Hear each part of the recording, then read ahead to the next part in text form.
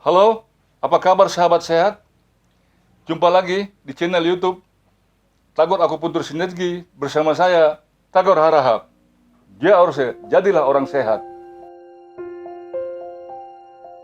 Video yang lalu, saya sudah menerangkan dua kasus tentang leher, yaitu kekakuan leher, stiff neck, atau adanya kelainan radik dari spinalis.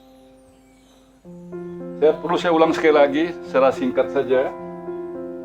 Kalau stiff neck itu kelainan pada cervical 1 sampai dengan 4. Kalau kelainan radik itu biasanya terletak antara cervical 4 dengan cervical 5, adanya kompresi pada cervical 5 menyebabkan radiasi ke tangan. Kemarin sudah saya terangkan, pada video yang lalu sudah saya terangkan. Sekarang kita akan menerangkan cervical spondylosis, kelainan arteri. Yang dimaksud dengan arteri di sini adalah arteri vertebralis. Saya akan terangkan sedikit tentang topografi dari arteri vertebralis agar ingat.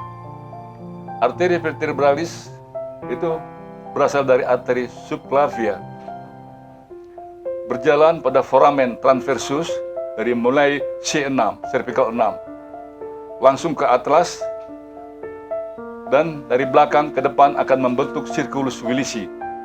Yang kita bicarakan sekarang adalah arteri vertebralis. Kelainan pada arteri vertebralis, pada spondylosis arteri vertebralis, diperlukan suatu tes yang disebut twisting test. Kita akan praktekkan di sini bagaimana caranya untuk mendiagnosa adanya cervical spondylosis tipe arteri. Untuk kasus cervical spondylosis tipe arteri, kita harus adakan satu tes yang disebut tes twisting test. Twisting test digunakan pada mereka yang sering mengalami vertigo, sering sakit kepala, rasa muntah dan enak, atau adanya pandangan yang diplopia apabila melihat ke kiri dan kanan. Mari perhatikan cara menggunakan twisting test untuk membuktikan adanya kompresi pada arteri vertebralis.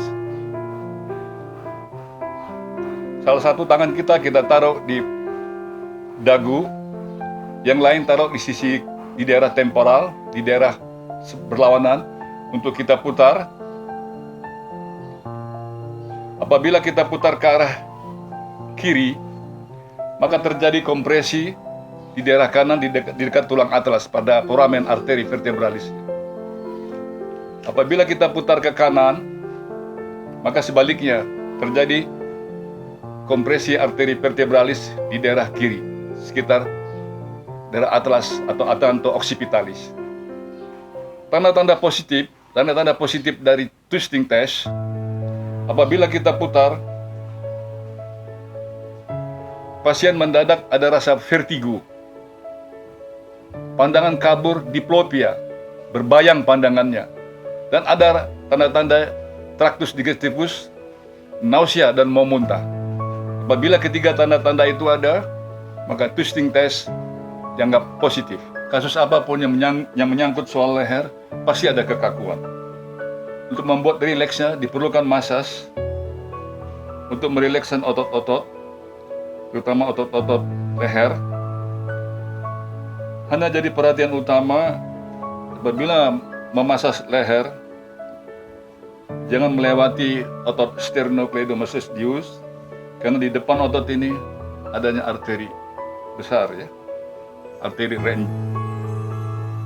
Jangan sampai menekan. Di sini akan terasa adanya pulsasi. Lebih baik pelan-pelan di belakang, mulai dari titik puncture ke belakang sampai rileks. Untuk merilekskan otot-otot scalenus anterior, di mana di belakang otot anterior ini akan lewat arteri vertebralis. Kiri kanan kita lakukan sama.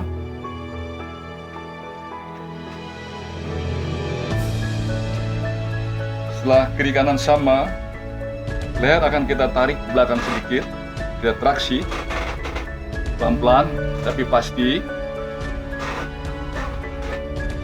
Setelah kita masas leher dan rileks, kita kembali ke titik-titik akupuntur dan berikut meridiannya. Pertama sekali yang kita masas adalah titik senting. Titik ini berasal dari meridian 2, meridian nomor 14, nomor 24, ke arah jintang titik istimewa. Kita tarik. Konstan, jangan terlalu kuat, tapi lembut, tapi bertenaga. Setelah kita lakukan ini sekitar 10 kali, lalu kita geser ke arah samping. Di sini ada titik Yang Pai. Di sini ada titik Yang Pai. Titik ini berasal dari meridian kandung empedu, terletak 2 jari di atas alis, pada pertengahan alis. Biasanya titik ini akan terasa nyeri sekali bila ditekan. Nah, di sini bisa diputar. Ini untuk kasus tipe arteri, ya, spondylosis yang tipe arteri. Setelah ini kita putar, kita akan turunkan tangan kita langsung ke daerah tayang. Tayang inilah titik istimewa.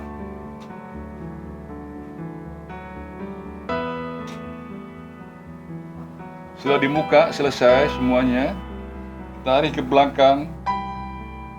Dulu sudah berkali-kali saya pernah terangkan titik Pai Hui. Titik meridian 2 nomor 20. Ini kita tekan titik Pai Hui. Setelah kita tekan titik Pai Hui, kita gunakan penekanan pada titik Si Sen Chong. 4 titik istimewa yang mengelilingi titik Pai Hui. Okay. Itu nanti bisa lah, itu bentuknya segi 4. Anda bisa menyarinya. Setelah selesai memasas titik Pai Hui dan Si Sen Chong, kita kembali ke depan, ke batas rambut, kepada meridian lambung, yaitu titik Towe. Titik Towe ini titik lambung nomor 8. Lihat tangan saya memasasnya, ya.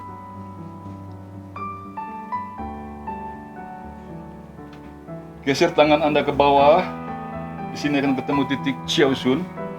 Titik Chiosun ini persis terletak di atas telinga. Apabila telinga kita lipat ke depan, maka akan kelihatan puncak telinga. Di atas ini ada titik Chiosun. Chiosun ini berasal dari meridian small intestine.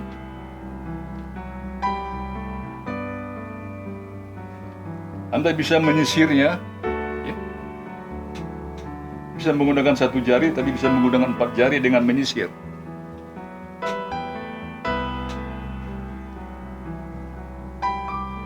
Bisa Anda geser ke belakang lagi, ke titik Fungche. Ya. Bisa memasas titik Yamen di belakang.